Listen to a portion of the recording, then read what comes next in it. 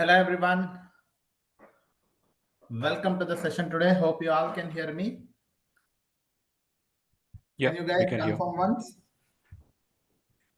Okay, great. Thanks for confirming. So, in our yesterday session, just let me recap what we have done yesterday. So, yesterday was our first demo, guys. So, in yesterday's session, we have seen what is data engineering and what is the role of a data engineer, right? So what is data engineering? Getting the data from a multiple data sources, extracting the data and loading it to one of the data like storage layer, doing the data processing, storing it to the data warehouse and running the data analysis on top of it. And we can able to create the dashboards on top of these tables or create a machine learning models, data scientist or groups. And we also ensure that the data is accurate throughout the platform using the data governance and monitoring. And that is what is data engineering that we have seen. And I have also told you the role of a data engineer, the one who works on the data acquisition. So the data engineer will daily work on the data storage and management, data processing, data quality and governance, system integration, performance optimization, and monitoring and maintenance. And I have also told you about what is Google Cloud Platform. So Google Cloud Platform is one of the cloud computing provider which provides you the cloud computing services or products which are very useful for the organizations to build, deploy, and scale applications and services in the cloud. So what are those services that is providing if you ask me? So these are the variety of services that the GCP is providing. Usually it is called as a GCP service portfolio. So there are compute services, there are IAM services, there are big data services, there are storage and database services, and machine learning services. And that means the companies can use these services to leverage all of these services and try uh, working for the client and complete their project. So that is the main intention of all of these services. And I have told you the curriculum. So we are going to start with all of these things, guys.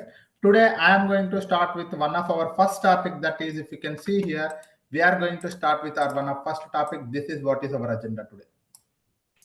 Okay, so I am going to start with these two things. We are going to focus on these two things today. Let me gonna start with what is cloud overview. One by one, we are going to go for the module 3, module 4, module 5, 6, 7, and one by one, so that we will also go for our data services, and we will also go for storage and database services and data pipeline creation. So that is what is our agenda. So in today's session, I am going to start with, I think I have not opened it. Okay, let me open it, guys. So I am going to start with our very first topic, that is why we need the cloud platform. So this is very, very important topic, guys. Try to understand it. So if you do not know how people were facing an issues working with the traditional working model, and if you do not know how people were working earlier, and you will not be able to appreciate the technology of the cloud platform, right? So for that one only, I am going to start why we actually need the cloud platform. If you wanted to understand that, let us go back 10 years back and let us try to understand how the organizations were working on the products, how 10 years before, how the companies were working. So let us try to understand. So this is what is a traditional working model, guys. I'm going to tell you now. Try to understand that. Let us try to consider if one organization wanted to roll out a new application. Assume that 10 years before there was one company. That company wanted to create a new application for their business. So what will happen in the scene? Let us try to understand.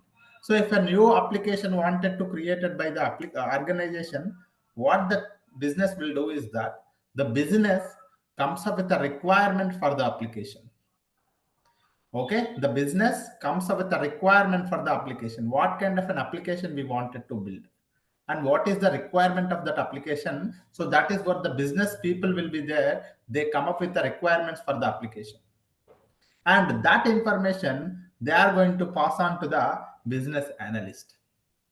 There will be a business analyst will be there. He will be gathering the needs from the business and analyzes it and converts it into a set of high level technical requirements. What the business analyst will do? Business analyst will gather the requirements of the application from the business. So the business analyst, the analyst will try to gather all the requirements of the application, and he converts that into a high level technical requirements. And then he passes that information to the solution architect. What the solution architect will do? The name itself, it is saying that he is the one actually building that entire solution. So far, business giving the requirement, analyst will gathering that entire requirement, set of high-level requirements, and passing that information to the solution architect. Now, the solution architect or the architect is the one building this entire solution. So, what he will try to do is that he will try to create some architecture diagram to be followed for the deployment of this application. What this solution architect will do, sir? This solution architect will try to create some architecture diagram. Some diagram he will try to create it.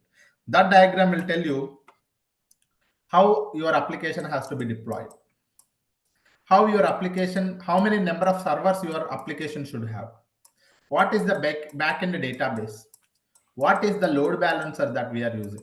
So all of these things, such as the infrastructure details, such as count of servers needed for the front-end web server, as well as the back-end web server, as well as the databases, load balancers, everything, whatever it is required for the application to be built, he will be creating some kind of an architecture diagram. So by keeping all of this information from the business analyst, he will try to create some chart. The flow chart, first step, and after that the second step, after that the third step, so after that the fourth step. So something like that until the business application is created, he will be creating an entire architecture diagram. So this is what we call as the architecture diagram created by the solution architect. So what is the solution architect is doing? He is getting all the requirements, and he is getting all the requirements from the business analyst, and he is trying to create some architecture diagram to be followed for the deployment of this application. This includes the infrastructure, as well as specification type, as well as the number of servers, and the front-end web server, and the back-end web server, and the databases, and data warehouses, data clusters, and whatever it is, whatever you name it. And all the things will be provided in an architecture diagram, a flow. So this is what the solution architect will do. Once the solution architect created an architecture diagram, so this is where the phase in the traditional working model, whatever the components he mentioned in the architecture diagram, for example, he mentioned 5 components. These all the components, such as I told you, right, web server, backend database, all of these things are, if all of these things are available in the company itself, they are going to deploy the application on top of that. So they will look for whatever the components that they have mentioned, whatever the infrastructure they have mentioned. For example, 5 components or 5 infrastructure, 2 web servers or 1 database, whatever those infrastructure, if it is already available in the company's data center, because 5 years or 10 years before you do not have any cloud. We are talking about the cloud now, guys. 10 years before, 15 years before, you do not have any cloud. So you need to have it, your company needs to have its own data center. What is a data center? If you do not know what is a data center, it's simple. A data center is having physical resources as well as virtual resources. Physical resources are nothing but your CPU, RAM, storage devices, all of those things. Virtual devices like virtual machines or containers. So these are virtual devices, virtual resources. So a data center is a collection of physical resources and virtual resources. So on top of this data center components only, on top of this data center infrastructure only, the company is going to deploy their application. Okay, the company is going to deploy their application. Now think that. So the company is managing this entire data center now. Assume that whatever the components mentioned by the solution architect in the architecture diagram, they are not directly available. So when you follow the traditional model, the company has to maintain this data center. So they have to deploy the application on top of this on-premises data center only. And they have to use the assets of the data center only for the deployment purpose. But whatever the hardware or the infrastructure required for the solution to be created, so if that is not available in the data center, the solution architect will create a request to the procurement team. Okay, he will create a request to the procurement team. So what he is doing, sir, he is creating, because the number of components are such as the web server is not available in the data center. Some backend database is not available in the data center. Some storage is not available in the data center. So we are trying to create a new application. For that application, some of the infrastructure is not available in the data center. So solution architect will create a request to the procurement team. So they have to order it via procurement team. Now the procurement team connect with the vendors team. They will connect with the vendors team. So what the vendors team will do? They try to go to the shops and they will try to, what they have to do is that the vendors try to buy the particular whatever the components required, and they have to deliver it to the data center. They have to do what, sir? So this vendors has to deliver all the required infrastructure to be delivered to the data center. So this is what happens. So if the additional hardware is needed, they would have to order it via the solution architect has to be order it via procurement team, and this team will put a request to the vendors team. Now the vendors team take days or weeks or even sometimes months also for this hardware to be purchased and deliver it to the data center. Okay, so it takes a lot of time for the hardware to be purchased and delivered it to the data center. So here again we are wasting a lot of time here. Okay, so here what we are doing, sir, we are trying to create, if we wanted to create a new application, the business is coming up with the requirement of the application, passing that information to the business analyst. The business analyst will gather all the information and converting that into a set of high-level technical requirements, passing that information to the solution architect. The solution architect is creating an architecture diagram to be followed for the application deployment purpose. And during that process, he mentions all the hardware required for the application deployment. If that hardware is already available in the data center, there is no problem. But if that hardware is not available in the data center, the solution architect has to create a request to the vendors team, sorry, procurement team. The procurement team have to create a request to the vendors team. Now the vendors team has to purchase the data, purchase the hardware and deliver it to the data center. Now this takes a lot of time. It is a lengthy process. So here we are wasting a lot of time. That is one thing. And assume that it has delivered after 1 month. Assume that it has delivered after a month. Now, whatever the day components that they have delivered cannot be directly used for the deployment purpose. Cannot be directly used for the deployment purpose. So whatever the hardware that they have delivered, there will be a field engineers in the infrastructure team. What they have to do is that they have to set up the rack and stack. What they have to do, sir? They have to set up the rack and stack for this entire hardware. So once the entire hardware received at the data center, the field engineers are the in charge of the rack and stack mechanism, and they will try to do the rack and stack for this entire equipment. And then system admins will come into the picture. They will do the initial configuration of the system. And the network admins will come into the picture, and they will make sure that all these systems are available over the network. And then storage admins will come into the picture, and they'll try to assign the storage for these systems. And the backup admins will come into the picture, and they will do the backup for all of these systems. So that is where your entire infrastructure is ready for the application deployment. So if you wanted to deploy one application, you need two things: the application code as well as the infrastructure. So you have to try to understand this point clearly. So whenever you wanted to create one application, you need two things: the code for the application that is developed by the developers. Okay, and next thing is that the infrastructure where this code has to run. The code has to run. Whatever the developer has developed this code, right, it has to run on some infrastructure. So the code will be developed by the developers, that is fine. But the infrastructure has to be created properly. So 10 years before, you do not have any cloud. You have to maintain your own infrastructure in the data center. If it is not available, you have to put in a request to the procurement team. The vendor's team has to deliver it to the and deliver it to the data center.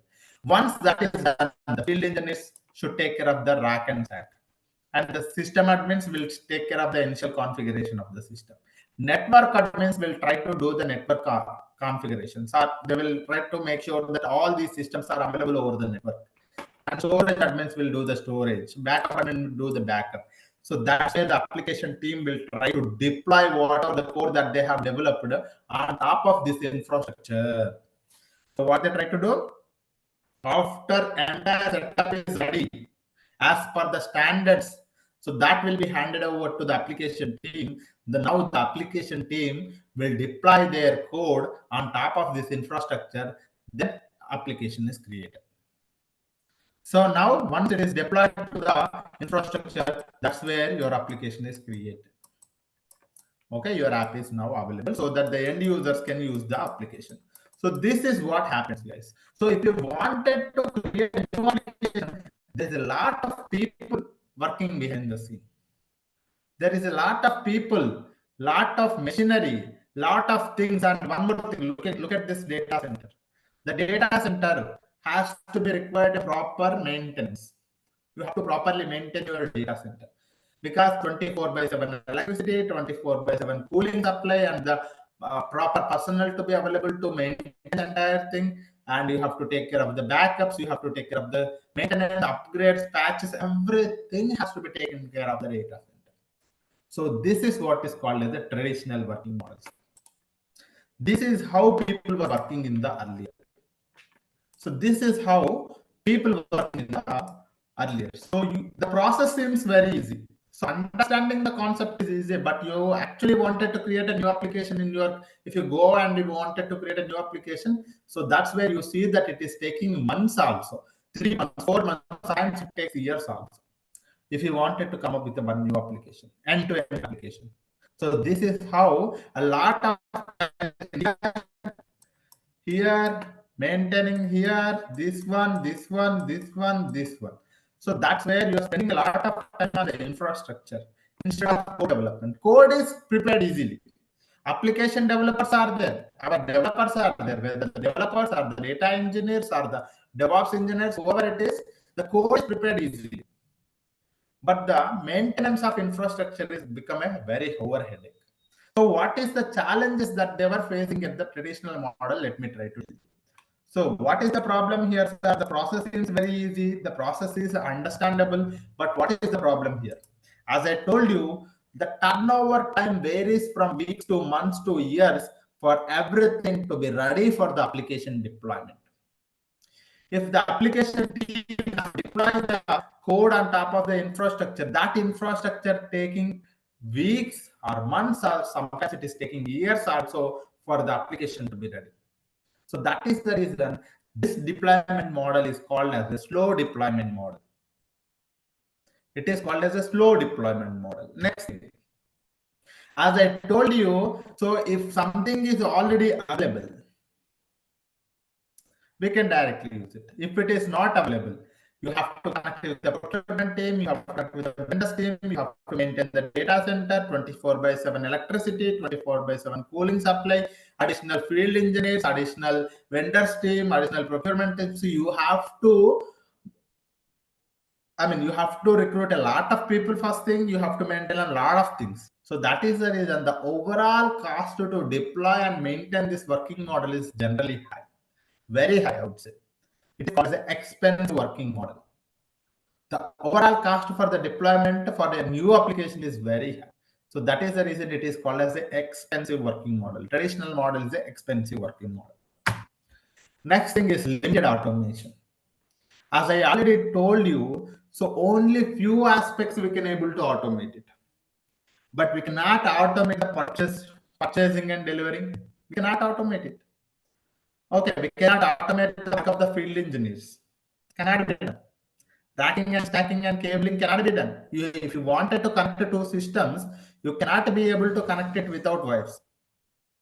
Okay, so even you may try some kind of a Wi-Fi or so, but it is maybe hampering later. So if you wanted to do the cabling, you have to do it manually. Okay, so most of the aspects are here cannot be automated. Some aspects can be automated, but most of the steps cannot be automated. So that is the reason all of those things are manual and very slow. So that is the reason it is called as a limited automation. Some aspects can be automated easily, but some aspects cannot be automated. It has to be manual only and it will be slow.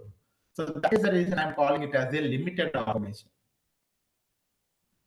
One more thing is that human error. As I told you, many people are working behind the scene on a many different tasks. With so many teams working on it, so many different tasks, the chances of human error is very high.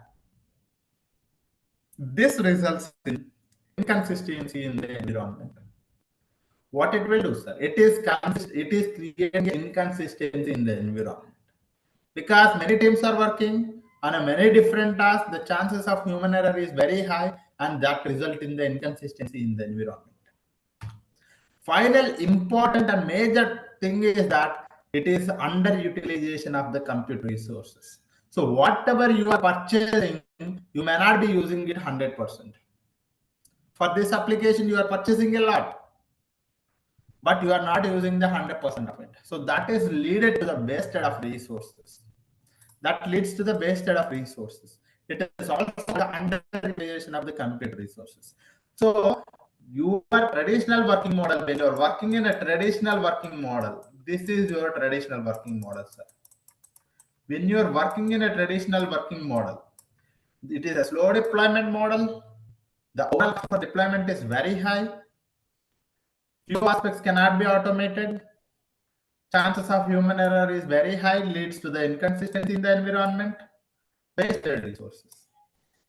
So this is what is called as a traditional working model, and in the traditional working model, we are facing these many challenges. Sir, can we tell me? So that's where 10 years before the companies were looking for an alternative solution, because due to these many disadvantages over the past decades, they were looking for an alternative solution. So that's where the cloud platforms came into the picture. Cloud providers came into the picture. So the cloud provider says that you don't need to worry about the infrastructure. We will provide the infrastructure to you. You focus on the development.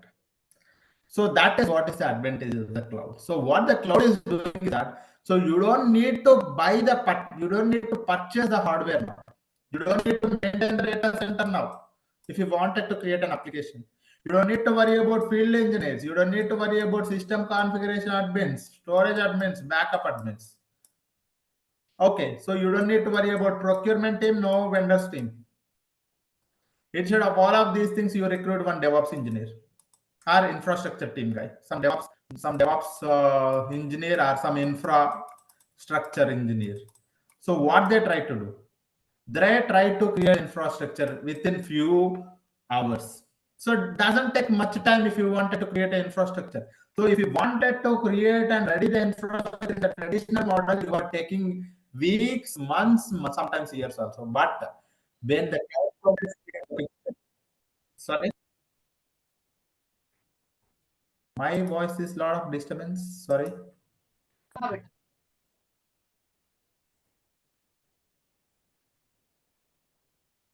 Okay.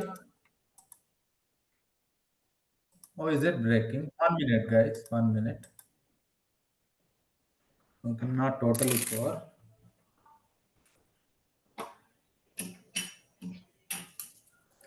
So let me try to refresh it. Give me 1 minute, guys. Let me refresh it once.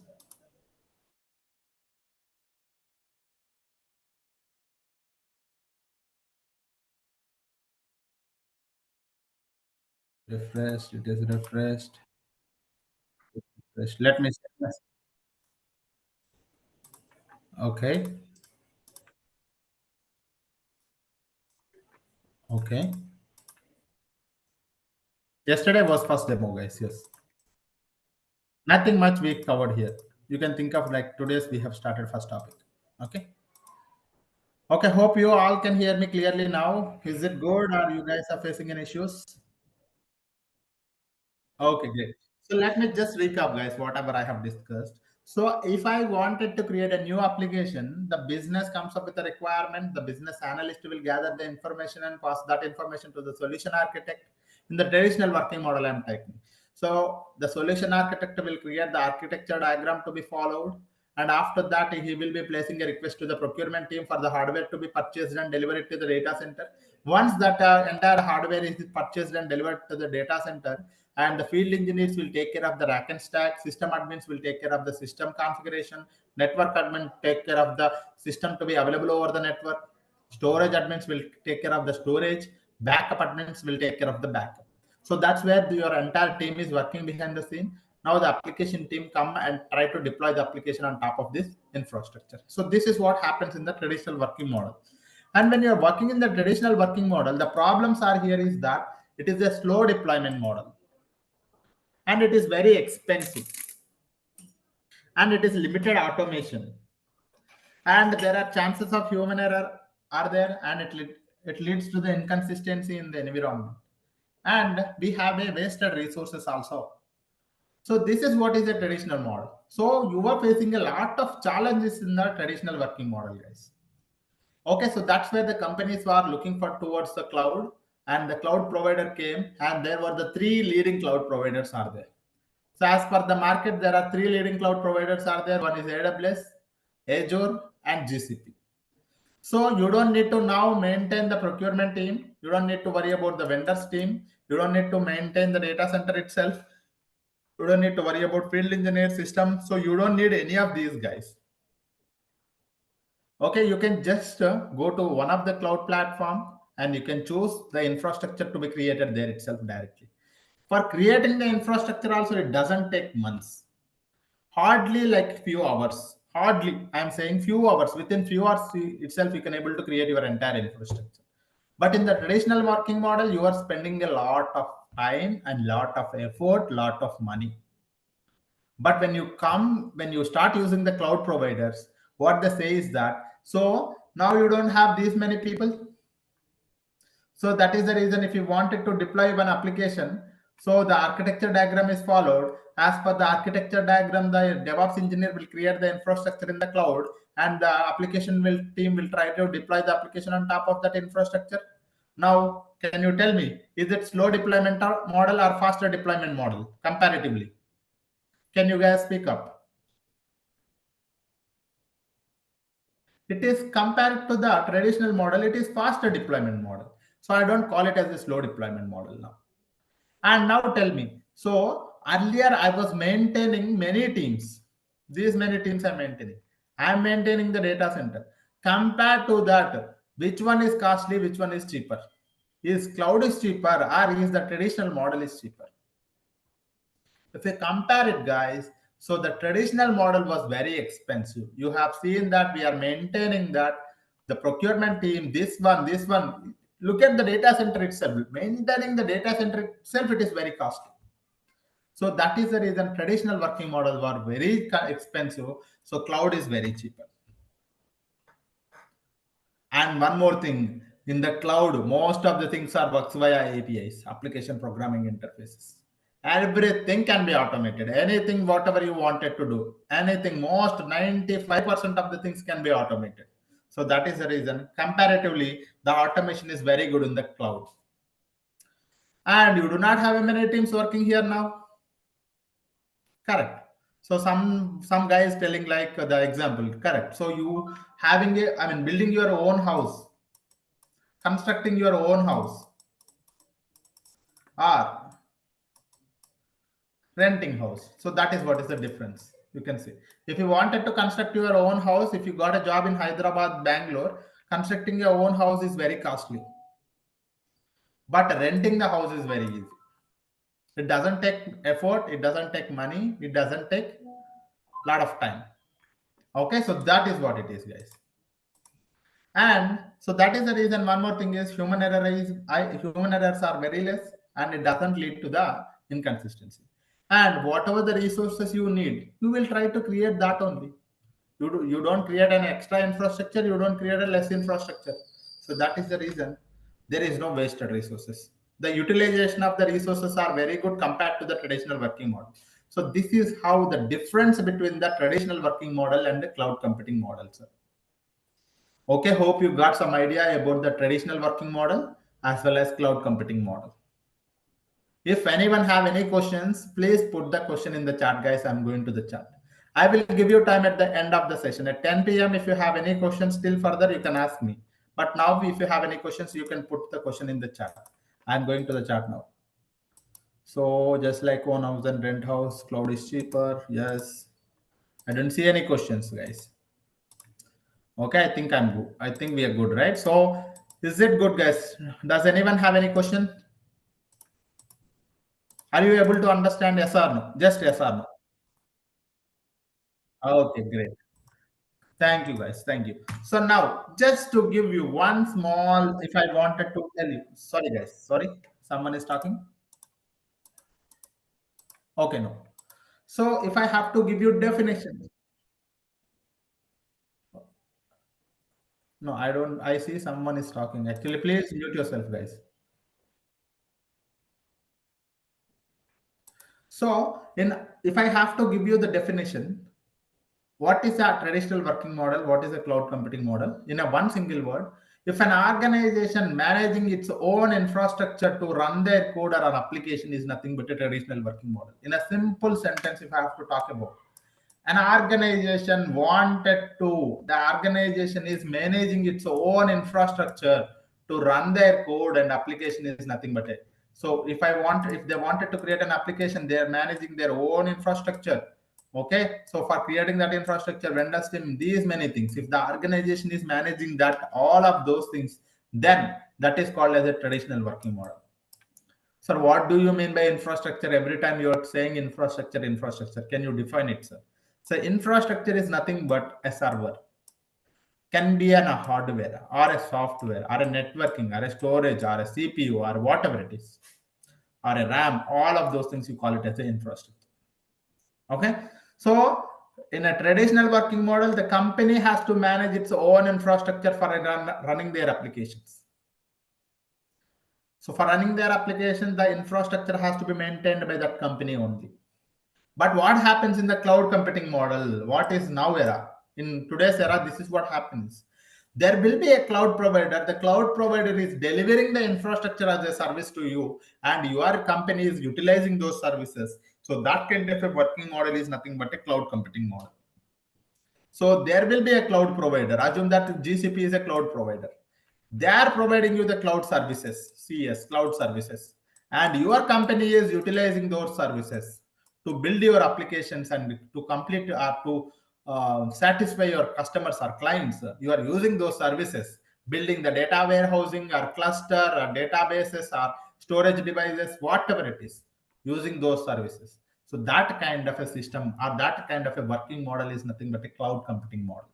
In a cloud computing model, cloud provider will provide you the cloud computing services, and your company is utilizing those services for building, deploying, and scaling that applications in the cloud platform. So this is the difference between the traditional working model and cloud working model, sir. Hope this is clear. Okay, so I will talk this about this one. If I have to talk about it, try to understand this one. Okay, maybe it is not a good time for us to talk about this one. Maybe when we are actually starting the one service, I'll let you know this point, guys. If I tell you also, you may not be able to understand it clearly. So I will talk this point later. Now, yesterday I have told you about Google Cloud Platform. What is GCP? So as we just seen that GCP is one of the cloud provider, which provides to the cloud computing services for the organizations. And the organizations utilize these services for building the application, deploying the application, and scaling the applications and services in the cloud. Okay, so the properties of the GCP is like it is reliable, secure, and scalable infrastructure it is providing. Okay, what are the services it is providing you? If you ask me, so these are all the services that the GCP is providing, sir. What are the services? If you ask me, all of these services it is providing. So it is providing you the compute services, identity and security services, management tools, networking services, big data services, and our main focus is on big data. Our main focus is on storage and databases. We are going to focus on these two things. Okay, 1 minute, guys.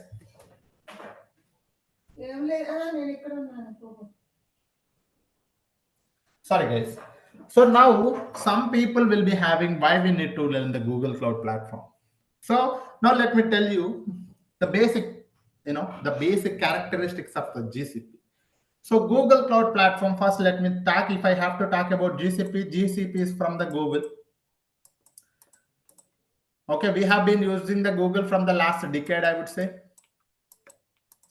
Google has its extensive community support for its services, and there is a trust already on the Google products. So one of the Google's product is Google Cloud Platforms. It has an extensive community support, first thing. One more thing about the GCP is that whatever the services that the GCP is providing, it is cost effective comparatively. Comparatively, it is cost effective. Okay. So for example, if you are storing some 100 GB of the data, in AWS, what is the cost? In Azure, what is the cost? In GCP, what is the cost? If you look at it, the cost in the AWS, if you think that $10, maybe in the Azure it could be somewhere around $9 or $8.5, but for the GCP it is around $8, you can say. So the cost is comparatively less for all compared to the all other cloud platforms. So that is the reason it is providing you the cost-effective services. So GCP is providing you the cost-effective services. So that is the reason the companies have started using the GCP.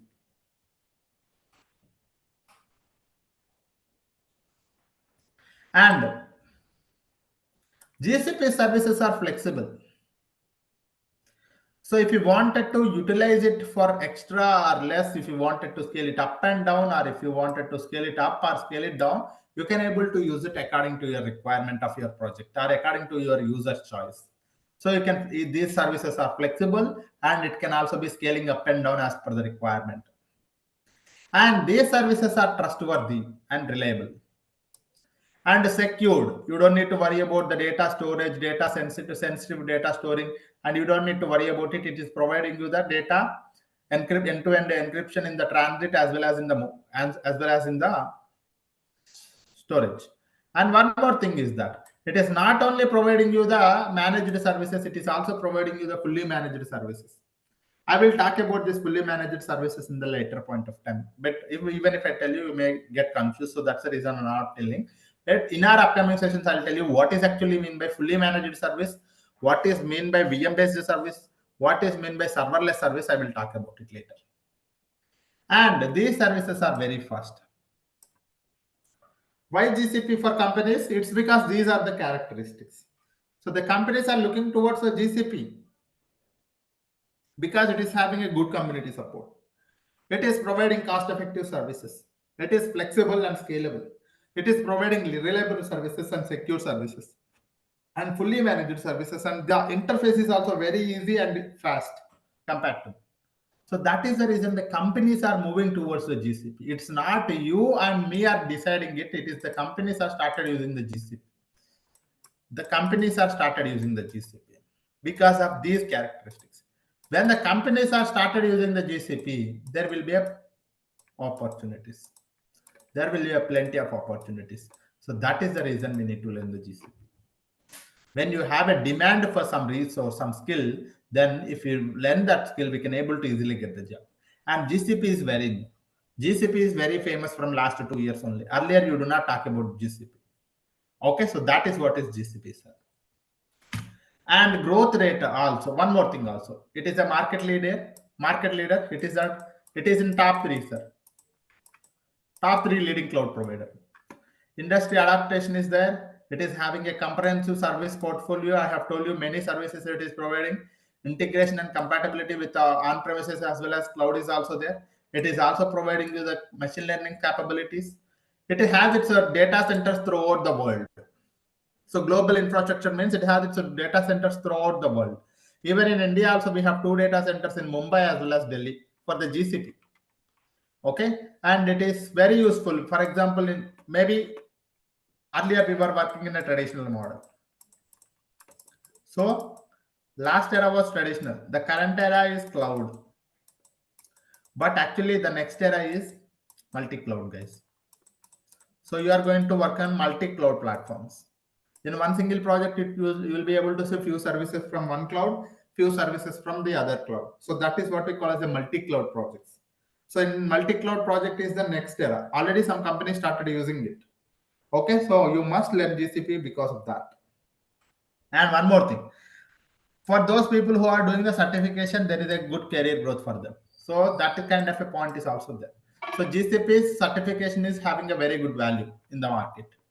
So this is what is all points related to the why GCP. And growth rate for the GCP is also compared to the AWS and Azure. The growth rate is very high for the GCP because the growth rate means the company started choosing GCP over the other clouds. So it is 54% compared to the last quarter to this quarter. It is 54%. And GCP is offering many roles. So GCP is offering some of the roles I have mentioned. I did not focus on roles, but our main agenda is GCP data engineer. So GCP is providing many roles: GCP data engineer, GCP developer, admin, DevOps, as well as networking engineer, as well as admin. So many things it is providing. Our main agenda for this particular course is GCP data engineer. Okay. And certification for the GCP data engineer. Sir, I am a GCP data engineer. I am becoming a GCP data engineer. Sir, I wanted to do the certification. Can you suggest me which certifications I can choose or which certification I can go for? So if you are planning for the GCP certification as a GCP data engineer, you can first do the associate cloud engineer certification in the GCP. Google Cloud Associate Cloud Engineer certification is the associate level certification. And if you wanted to become a professional data engineer certification, you can go for professional data engineering certification in the Google, which is having a very good value in the market. Okay, so these are the two certifications that GCP is providing. So this is all about today's class, guys. In our tomorrow's class, I'm going to talk about how to interact. So in Google Cloud Platform, we have plenty of these services, sir. I wanted to become a GCP data engineer. If I wanted to work with these services in the GCP, what are the interface methods are available in the GCP? One is console, Cloud Shell, Cloud SDK, and Cloud API or third-party tools. So this we are going to see in next class. I'm not starting it, just to give you some overview. How to interact with the GCP is our next topic. So far, we have seen all of these things. Okay, so if anyone have any questions, you can ask me, guys. So this is all about today's agenda.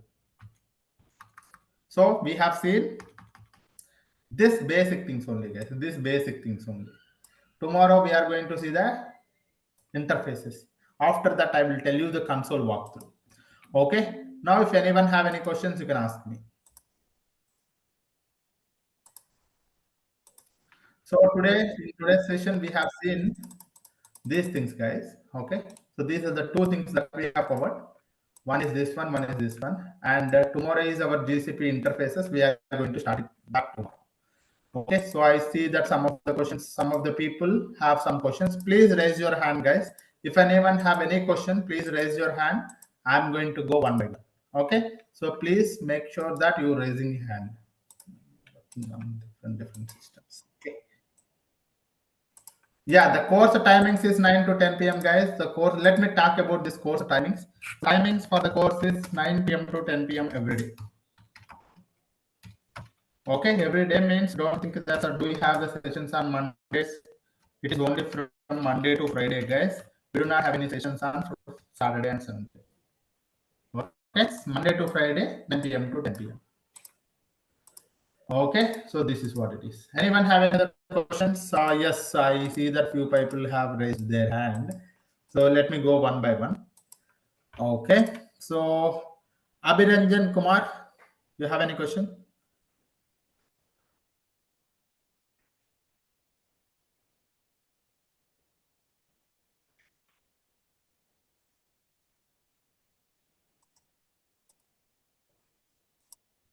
So that I would not confuse a lot of people. Okay, so it's a very basic session today, right? So if I tell you that some of the people may get confused, so that is the reason I don't want it to cover that point. So to avoid the confusion for some people, I am not covering that point, but for sure that will cover in our next few topics. Okay, yeah.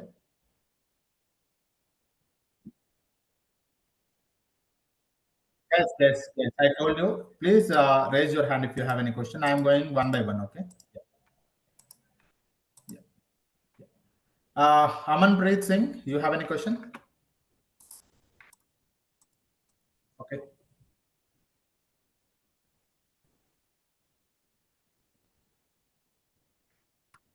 Correct. So the free account, I'm going to tell you how to create a free account, guys. So it is providing the validity of 3 months. Okay, I will tell you in our upcoming sessions how to create. Maybe in our fourth session, I'm going to tell you how to create this free account. Okay. So it is validity of 3 months. Yeah. Yes. You can use all the services also. No restriction on the services. You can use all the services. Yeah. Okay. Okay. So next ND and ND. I'm not sure how to call that name, but yeah.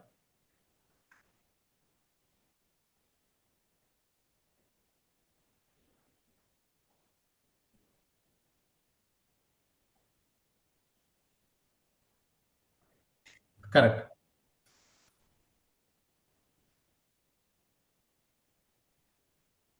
So the procurement team will also be there. The procurement team, you don't, I mean, there will be a procurement team, but you don't need to worry about the procurement team. The procurement team will be involving only for the interaction. What is that interaction? Is that so we are using the GCP services, so that amount of procurement team will be there, but you don't need not to worry about it. How many resources we are utilizing? So this day we have utilized this much, so you don't need to worry about all of those things. There will be a procurement team that you don't call it as a procurement team. It is an agreement between the company as well as in the GCP. Okay, so such kind of things will be there. Yeah,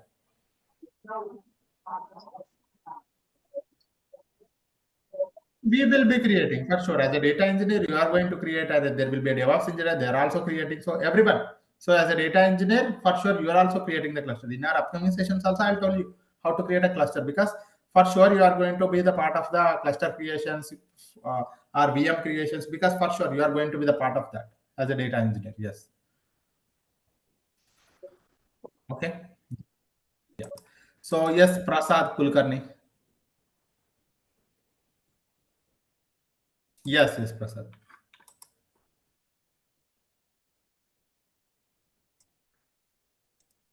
No, there's no mandatory something like that. If you wanted to go for PDE, you can directly go for PDE.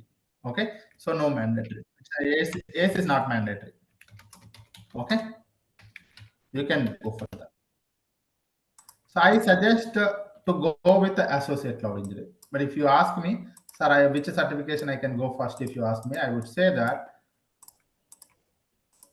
go for the ACE first. Go for the ACE, then to go for the PDE. So this is my suggestion for the certification, guys.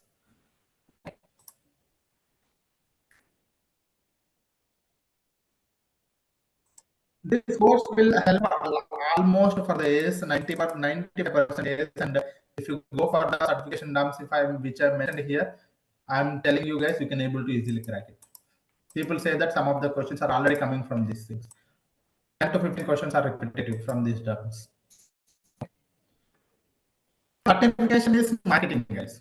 You may be thinking that so the GCP or AWS or some people are trying to check your knowledge. It's not about checking the knowledge. Actually, there's a lot of marketing is behind the scene. So that's the reason. It is most of the questions are repetitive in the certifications.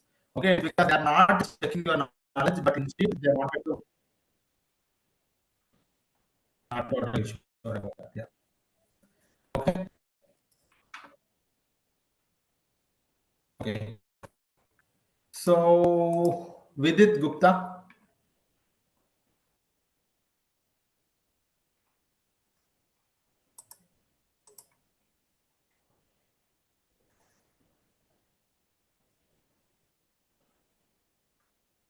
All will use. We will be using in our session, we will be using console as well as shell. Both we will be using. Okay. You call it as a CLA. Both are set. Okay. Okay. And yes, Tejaswini, you have any question?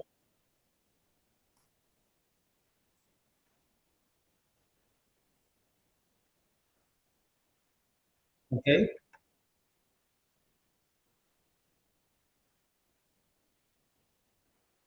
1 minute. 1 minute.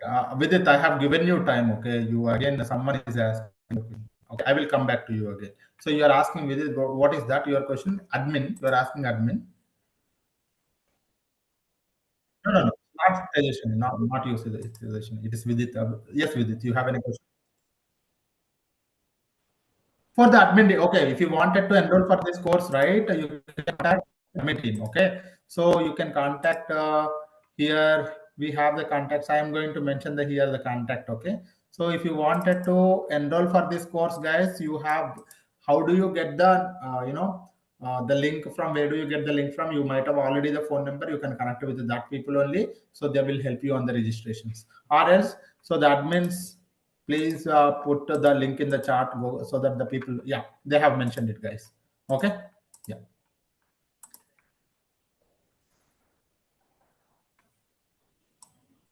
Okay, so here it is. I'm pasting them in. Okay, yeah. Okay, yes, Tejaswini, you have any question? Yes, please. Okay, okay, of course. Okay, you're working as a Salesforce, you have total 5 years of experience. So what you can do is, Tejaswini, you can put 2.5 years on GCP. After learning this course, put 2.5 years on GCP. And I'm giving you 3+ years of experience on the 3 years of experience on the GCP, but you can put only 2.5 years on the GCP and go for the job. Okay. So I will tell you. I will teach you all of the things. If you are familiar with the SQL, that's more than enough. All other things I'm going to cover in the sessions. Okay. So for this course, guys, SQL is a prerequisite, and all other things I'm going to teach you. So if you are coming with SQL knowledge, that's fine. All other knowledge that I'm going to teach in the sessions only. Yes. Okay. Yeah. Okay. Yeah. Faraz Khan.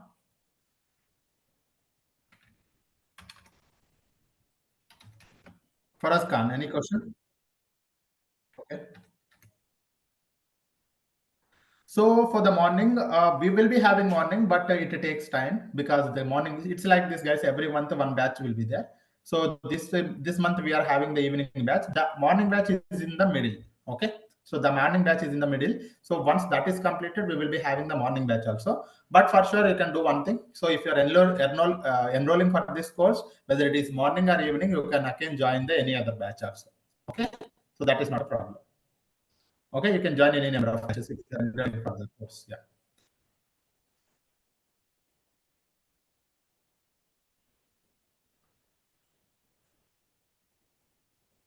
Hello, sir.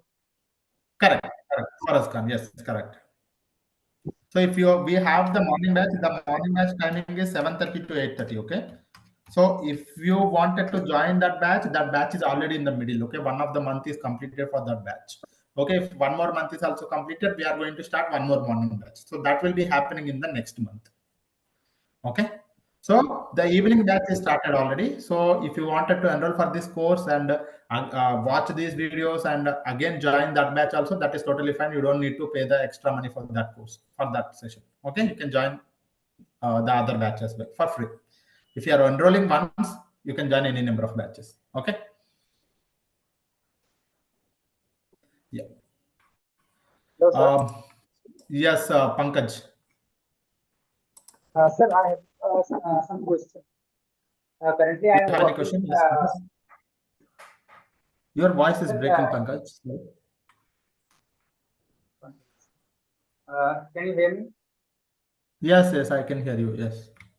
Sir, currently, I am having 3+ years of experience in SQL or PLSQL production support group. So, Okay. I moved to cloud engineer, as a cloud engineer. So, uh, which is the best, Azure or GCP? And I'm confused on that. That's what. So, okay, if you want me to tell the entire thing, or you want me to just provide you the suggestion, the suggestion is Suggestion, sir. GCP. Suggestion is GCP. Okay, there's no doubt about it because you are coming from the So, different background. Okay, so you okay. wanted to get a job in the data engineering. So getting the job with the GCP compared to the Azure is easy. Okay. Okay, sir. One question is also there. if this course is enough for getting job or anything other like Of course, CICD? this course is more than enough for getting the job, guys. This course is, I'm telling you, this course is not designed for just getting the job. Okay, getting the job is very easy with this course. Very easy. I'm telling you, you can even try for 3 to 4 offer letters also. So that's what have done my previous students. Getting the job is becomes very easy with this course. But my main aim is not for getting the job. My aim is survival. So if you're Yes. getting the GCP data engineer, you supposed to, if you get a requirement as a data engineer in the GCP, you should be able to work on it without any hesitation.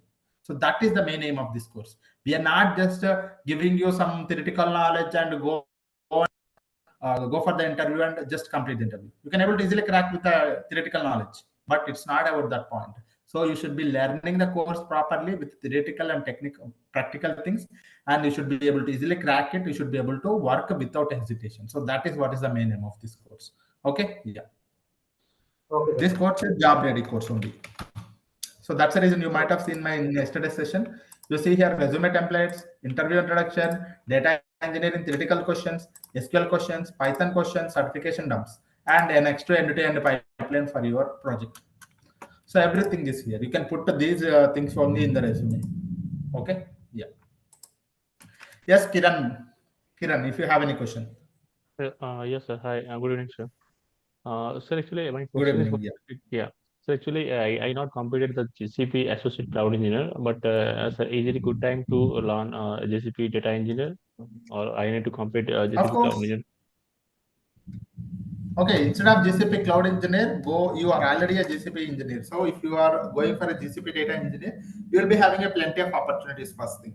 Okay. So you put your resume today, just prepare some random resume today and put it in the Naukri. I'm telling you, tomorrow you can't sleep with the calls. I'm telling you guys. So this is what happens. One of the students called me. Maybe it was happened like 4 or 5 months before. One of the student called me and saying that, sir, I can't sleep at 5 to, and at the evening 5 in the Monday 5 to 7 he can't even actually work, because from 5 to 7 in the evening on Monday he is getting the calls like anything. So that is what the calls are very huge. So the opportunity, it opens the opportunities, guys. I'm telling you, it opens the opportunities. I don't need to tell you something and you just have to do. So what you can do, guys, if you wanted to attend this class, just go and create some dummy resume and put it in your Naukri, and just tomorrow wait for 1 day only, and next day you try to look for the calls. If you're not getting the calls, don't join this course. If you're getting the calls, if you're getting like 4 calls, then only join this job. If you're not getting the 4 calls, don't join. So I'm not telling about 1 call, 1 or 2 calls. So at least 4 or 5 calls if you're getting, then only join this course, because opportunities are there. Plenty of opportunities are there for GCP data engineer, even compared to the Azure and AWS also. Most of the AWS projects also now moving to the GCP for the big data, because big data is GCP is very famous. You may not be able to trust it today, but after 3 to 4 years later, you will come to know that Sir has already told the big data is very famous in the GCP. That time you will remember. Okay, so that is what. So you can easily go for GCP. Okay, GCP data Yeah, engineer. sir, one more question. Actually, sir, I'm Yes. a backend developer. Right now, I'm working. Okay. Okay. So actually, Okay. currently, my project demand is so we need to work on the BigQuery in GCP, right? So how to manage the data, right? So Correct. yeah, so actually, sir, actually, I want to join for this page only for to getting the proficient knowledge on that because Correct. you can get the help from like only you can work on that. But I want to know the proficient knowledge on that. So how we can deal it, right? How to work on that data flow, right? Correct. So Correct. like so, sir, So this course, for sure, or those that concept is covered. Don't worry. As I told you already, data flow or data proc, whatever you're calling the data flow, right? So we see here data flow. The labs, many labs are here. Okay. So we will be having many labs, template method of creating the pipelines, end-to-end streaming pipeline. So you have everything. So don't worry about that. The course content. So don't worry about the course content. Don't think that based on the course content you are looking at the course. Don't think that it is this course is designed and it was been running successfully from the last 1 year, guys. You don't need to worry about it. This course content is tuned according to the job market. So I don't need to add the Terraform into this particular course in the GCP data engineer. Some people already know that the Terraform is as a DevOps topic, but I have added it here. It's because as per the job market nowadays, the data engineers are also working on the Terraform. I don't need to teach you the Terraform, I'm telling you. But I have added this topic. It's because the nowadays the GCP data engineers also working on the Terraform. They need to have some knowledge on the Terraform. That's the reason I have added this topic. So as per the job market, job trending only, we are adding the topics. So earlier I was not teaching the PubSub. Also we have added the PubSub. Okay, so earlier we do not have a template method. So we have added template method in the data flow. So everything as per the market we have added. Okay, you don't need to worry about the course content. It is as per the market, as per the requirements. Yeah. Okay. So Sunil, you have any question?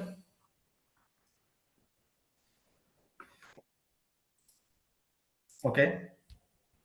Good evening.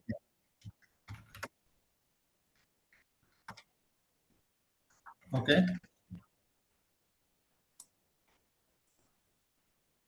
Okay.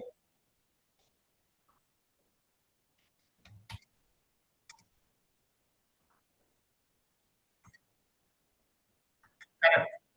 Correct. Correct for sure. Yes. So that's what DB. So you are already working, looking for a better job, and you are already a DBA admin, right? So you worked as a DBA, database or okay. Okay. So now you are looking for the course, and you are looking for an opportunity, right?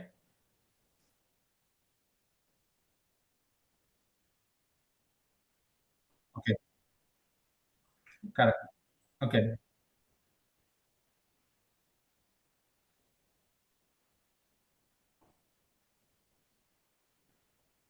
Okay.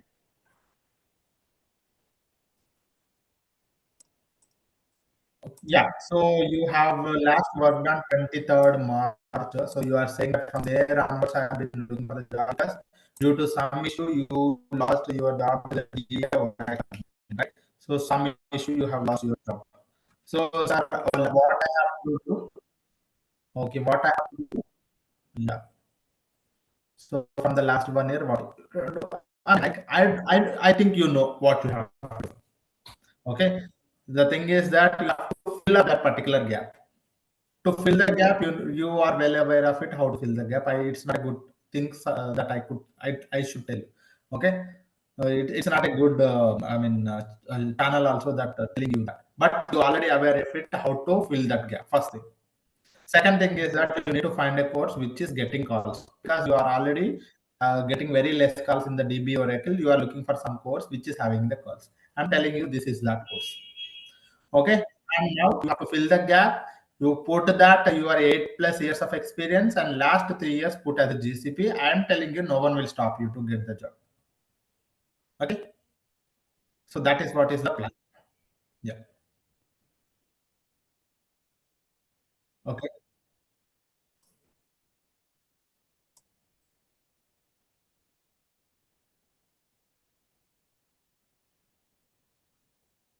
Correct.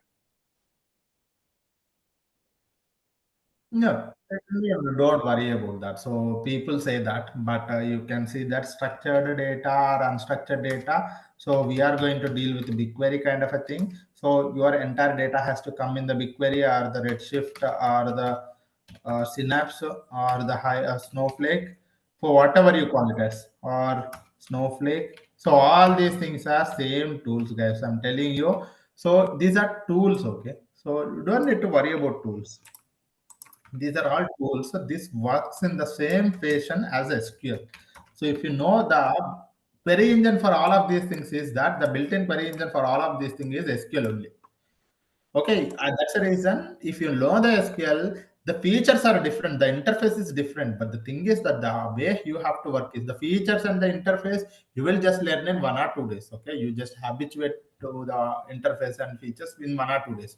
But after 3 days, the thing is that again you have to go old-fashioned SQL only. Okay, so whether you call it as any tool, it's the backend language we have to focus on. The knowledge and how we have to manage the databases is something that we are going to do. Okay. Yeah. Yeah. Okay. Okay, guys. I think everyone is. So I see some questions, sir. Sir, what are topics we'll cover in this session? Okay, so that is a good question. But I have covered that point, guys.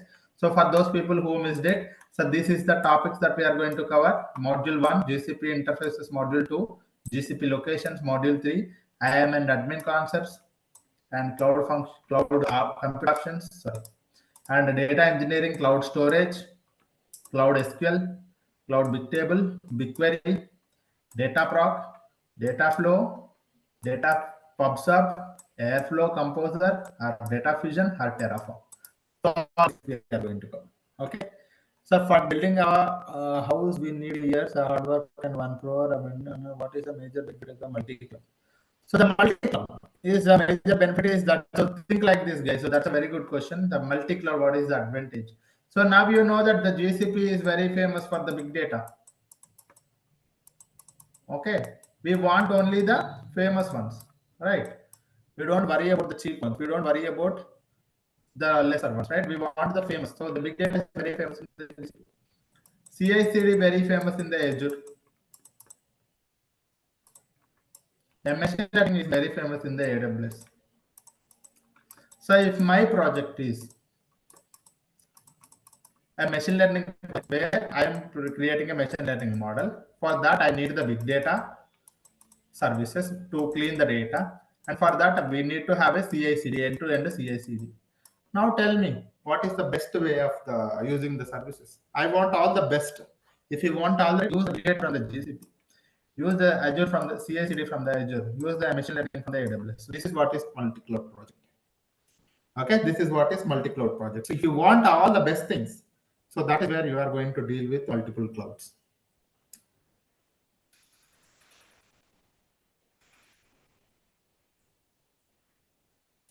Okay, so you don't need to worry about switching from data engineer to developer or admin. So that's not a good idea. Okay, sir, I have already cleared this. Can I prefer post? Yes. So Prajwal, if you have already cleared a associate cloud engineer certification with this course, you can easily clear the PD certification also. So does the data engineers also create CI/CD pipelines? Very rarely created, guys. They don't actually create it, but they help for few activities. Okay, data engineer does not create CI/CD, but if you are getting a chance, I'm telling you, go. Okay, go and learn it. Okay, so that's what you have to do, guys. So somewhere at some point of time, everyone has started learning, right? So if you are getting a chance to work on CI/CD, also go and learn it. That's what I'm saying. But when you are going for the job, they won't ask you. You have an experience on the CI/CD, you say no. So they don't worry about that. So they don't consider that point for the interview selection. Okay, yeah. So that is what it is. I see no questions. I think Sai Kiran, yeah, you have any question? Yes, Sai Kiran. Yeah.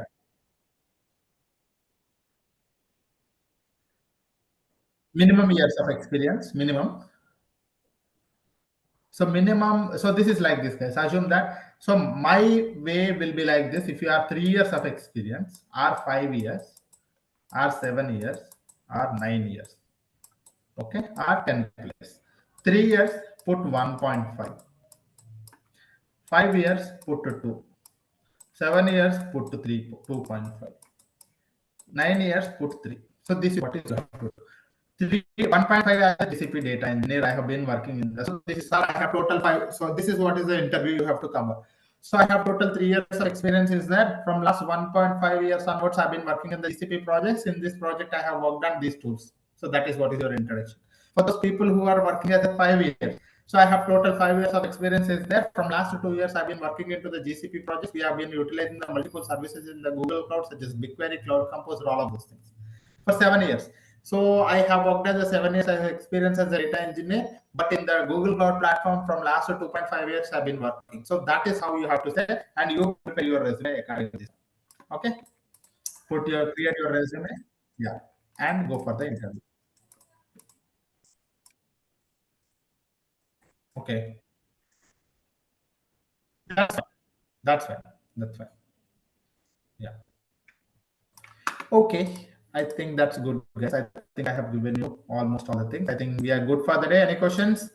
And tomorrow's we are going to cover our next topic, that is GCP interface, guys. Very, very important. You can think of that. Our sessions are started already. Okay. GCP interfaces is our first topic you can think of. Yesterday and today is almost all about very, very, very basic things. Tomorrow onwards, we are going to start an actual topic, that is how to interact with the GCP services, which is very important. Don't miss that. Okay. Okay, guys. Thank you all. Have a great day. Bye bye. We will meet tomorrow.